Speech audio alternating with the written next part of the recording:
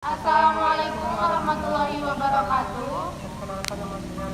Nama saya Astika Febriani. Nama saya Zulfian Hermawan. Kami dari kelas 11 Kimia Analis 1 akan menjelaskan tentang pengujian menggunakan spektrofotometer diffusi. Perbandingan metode destruksi basah dan destruksi kering terhadap analisis logam berat timbal atau Pb pada tanaman rumput bebek atau lemna minor. Alat dan bahan. Adapun alat yang digunakan dalam penelitian ini yaitu spektrofotometer serapan atom, neraca analitik, labu ukur, Erlenmeyer, pipet volume, pipet tetes, beker gelas, cerong kaca, batang pengaduk, spatula, oven, penanas listrik, furnace, dan wet digester.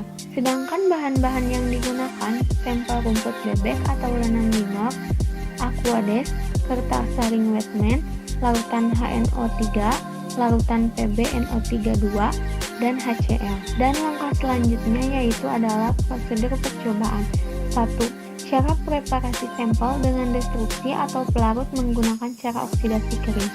Pada metode destruksi pertama yaitu metode destruksi kering dengan variasi asam, di mana sampel tumbuhan rumput bebek atau lemna minor dicuci, kemudian sampel tersebut ditimbang sebanyak 1 gram dalam cawan porselin, lalu diuapkan dan dipanaskan di atas penanas listrik secara bertahap sehingga sampel tidak berasap lagi.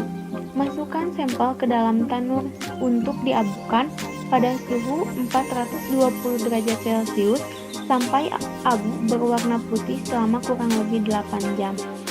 Setelah dingin, larutkan abu dengan 25 ml HNO3 dan aqua regia atau HCl HNO3 3:1.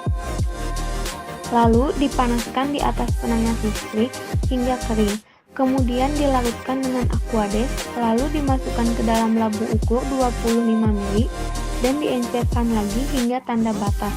Larutan siap dianalisis dengan atomic absorption spectrophotometer atau AAS pada panjang gelombang 283,3 nanometer. 2. Cara preparasi sampel dengan destruksi atau pelarut menggunakan cara oksidasi basah. Metode destruksi kedua yaitu metode destruksi basah dengan menggunakan 2 jenis pelarut yang berbeda dengan variasi suhu dan waktu.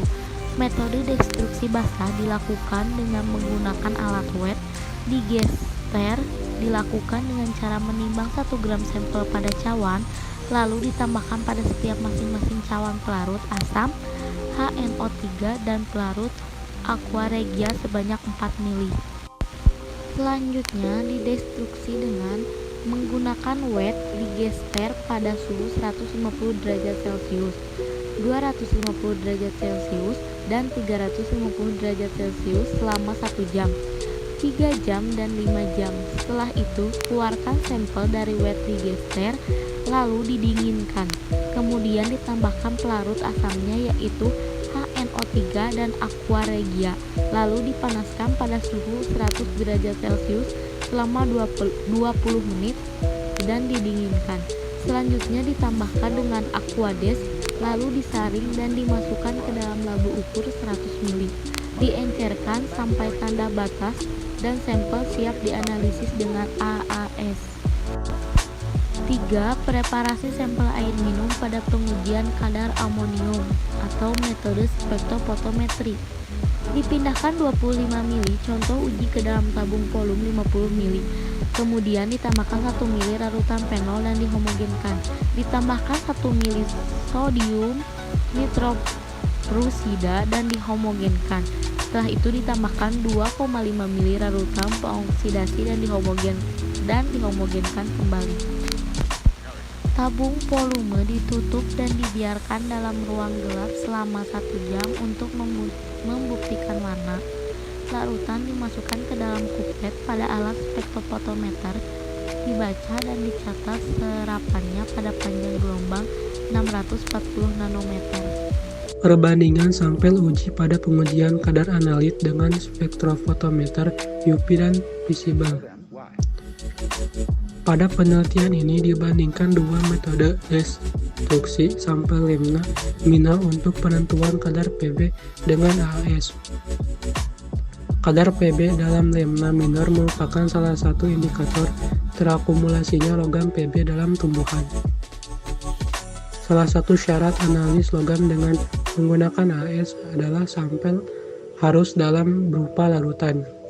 Maka dari itu, sebelum kadar Pb dalam lemna minor dianalisis, dilakukan destruksi terlebih dahulu.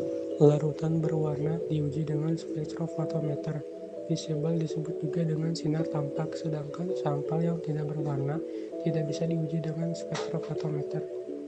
Jika ingin digunakan, sampel harus diberi warna, dibuat berwarna dengan menambahkan reagen yang spesifik adalah reagen Folin.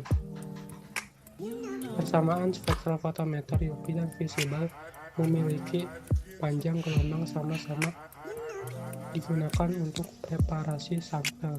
Larutan berwarna diuji dengan spektrofotometer visible, disebut juga dengan sinar tampak, sedangkan sampel yang tidak berwarna tidak bisa diuji dengan spektrofotometer. Jika ingin digunakan, sampel harus diberi warna, dibuat berwarna dengan menambahkan reagen yang spesifik adalah reagen Folin. Persamaan spektrofotometer dan visible memiliki panjang gelombang sama-sama digunakan untuk preparasi sampel.